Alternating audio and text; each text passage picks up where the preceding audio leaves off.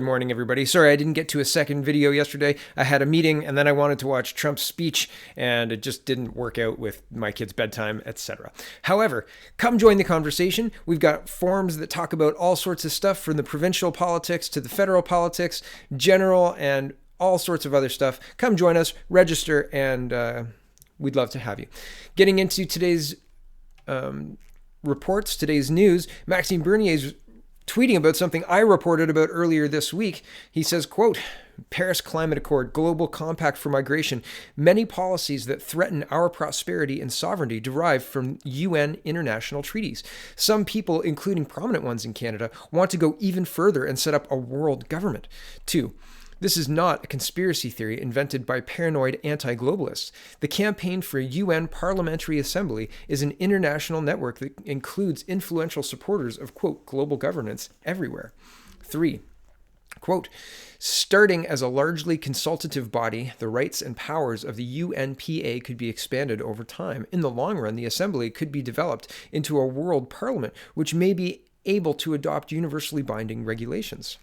4. Think about this. A block of parliamentarians from Asia and Africa, representing much of the planet's population, would decide how we're governed. Canada, accounting for 0.5 of the world population, would have zero influence and lose control of its destiny. 5. The UNPA campaign lists hundreds of supporters who endorse its goal in Canada, including 64 MPs, one of which signed the appeal for a UN Parliament in July 2010. That's Justin Trudeau right there.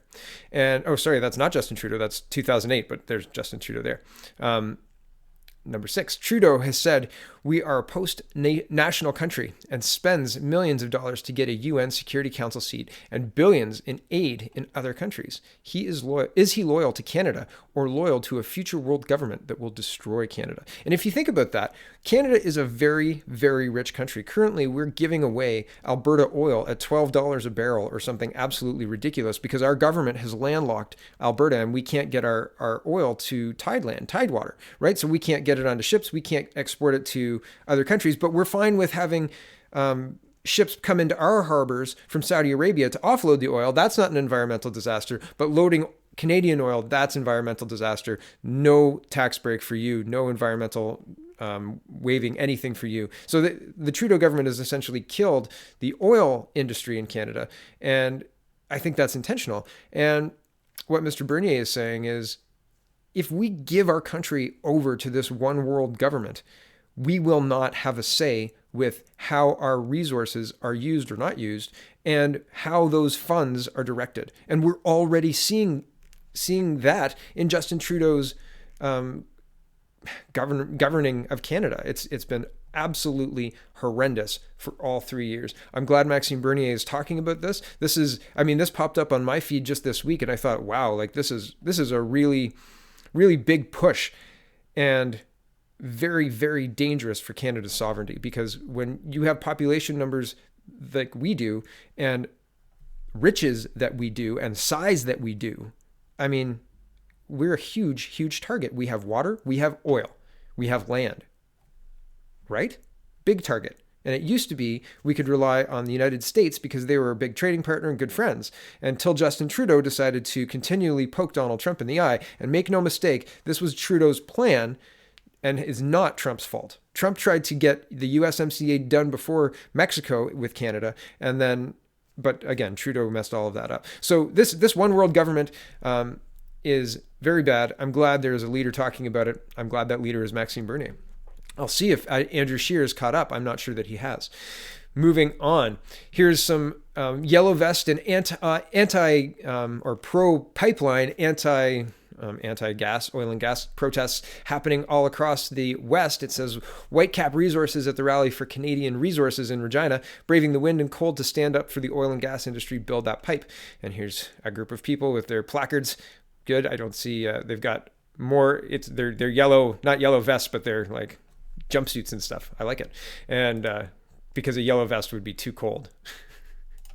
And here is another CTV Winnipeg reporting. Hundreds turn out for yellow vest vehicle convoy protesting Trudeau and taxation issues. And this was on the 5th, so the last Saturday. So not to say that these protests seem like they're petering out, but in France, it seems like the government is trying to co-opt these protests or trying to turn them violent so they can say, see, they're violent and we're going to crack down on them because the public wants law and order. And that's where I'm not sure what's going on. And I mean, I think all of the people protesting here in Winnipeg and across Canada are protesting patriotically and doing so in a Canadian way, right? In a patriotic Canadian way where you stand up to your government. I'm not saying that there's nefarious things happening with yellow vests in Canada, but I'm saying that I think that the news is trying to paint it that way, continually trying to paint it that way. And so people need to be careful. But I'm glad to see people are standing up and saying,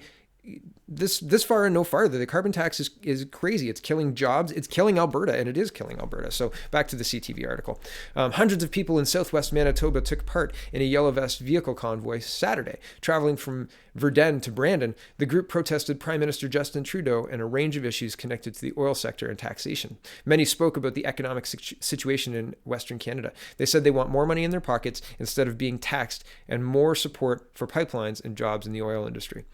Rick Walker has worked in the oil business on and off for 30 years and helped organize the event, but he said it's not just the energy sector struggling and believes there are many people who can't afford any more taxes.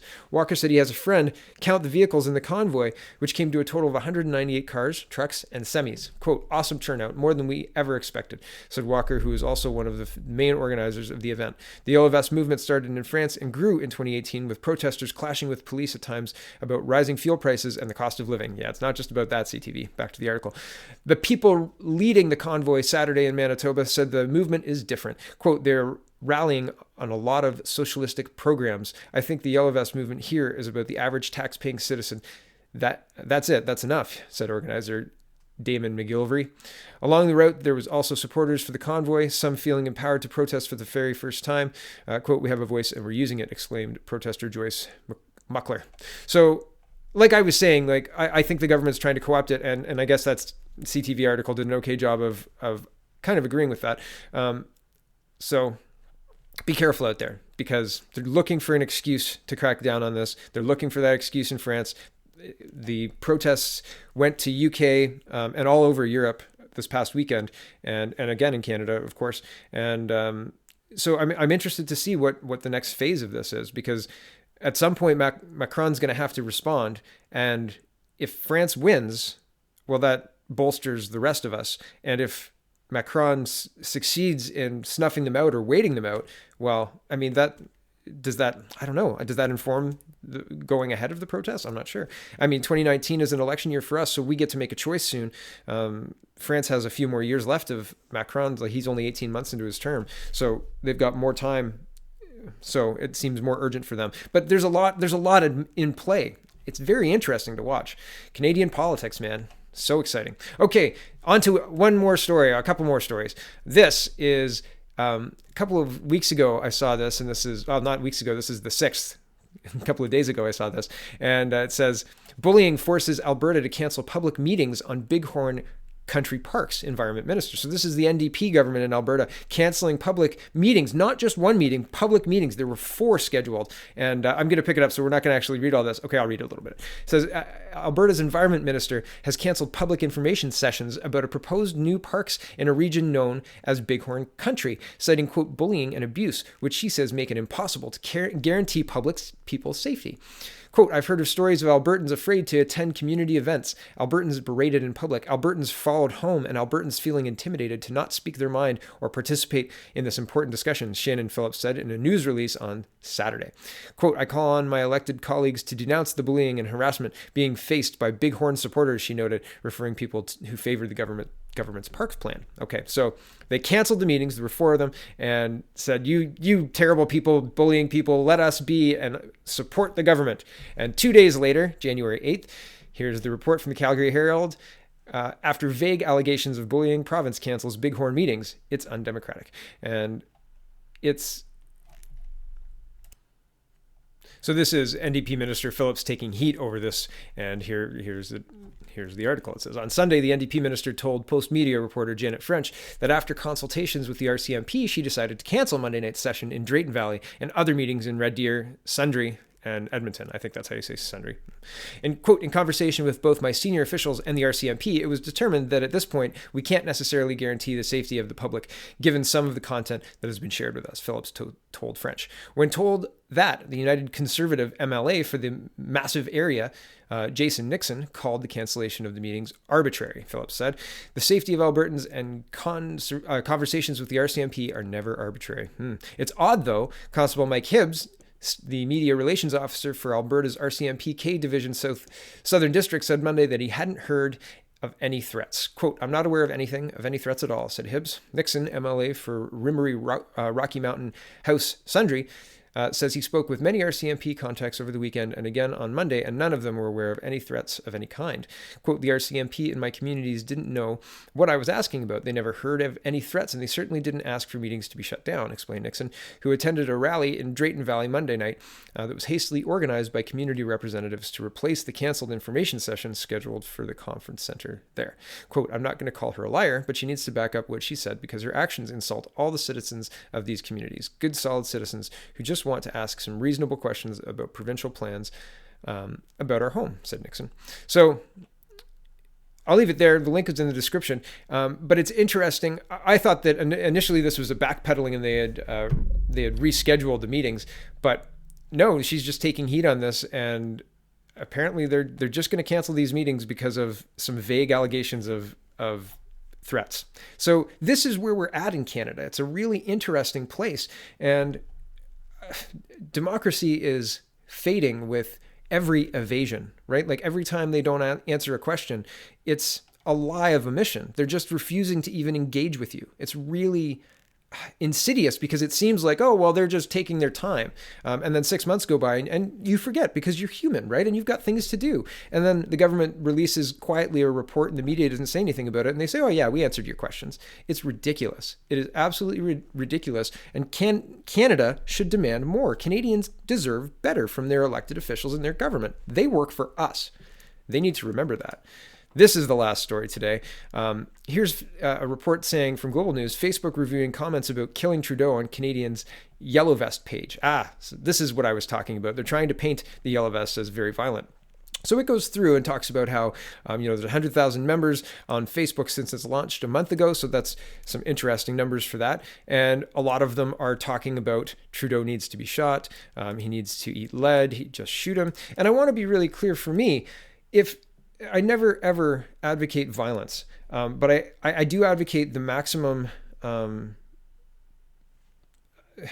action that our democracy allows. And our democracy allows people to lose elections. It allows people to be spoken about. It allows people to be talked about. And certainly I don't wish Mr. Trudeau any physical ill will, but I hope he loses the next election badly. And I hope he's embarrassed by his loss because he deserves to be, because his representation of Canada has been horrendous. And again, I don't condone any violence, but in our modern democracy, the left is trying to paint words as violence. And I don't agree with that. Words are not violence.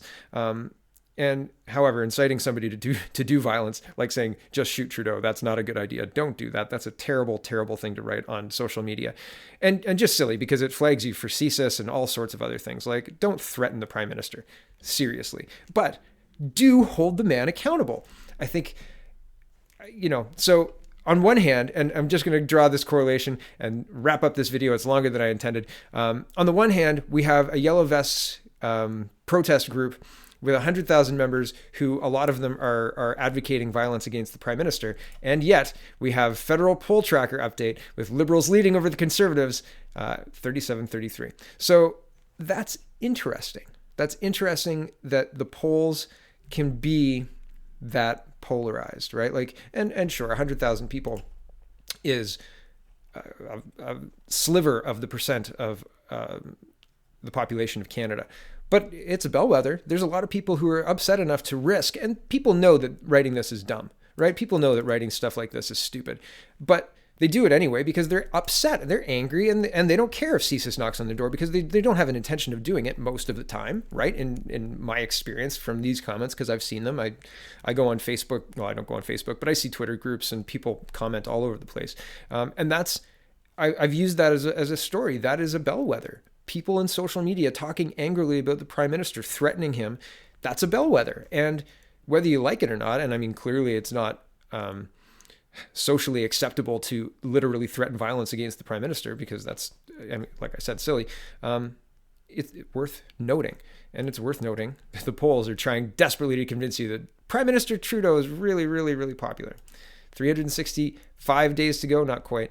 And the Trudeau Liberals have an edge in the 2019 election. Yeah, this was from October 21st, right? So, but I didn't believe it then. I don't believe it now. This is bunk. And people mad enough to write this, there's a lot more of them than there are people who agree with what Trudeau's doing. So this is going to be an interesting one to watch, everybody. Thank you for watching. Check out the People's Party of Canada.ca, and Maxime Bernier, you might want him to be your next prime minister. I hope you do. Thanks for watching.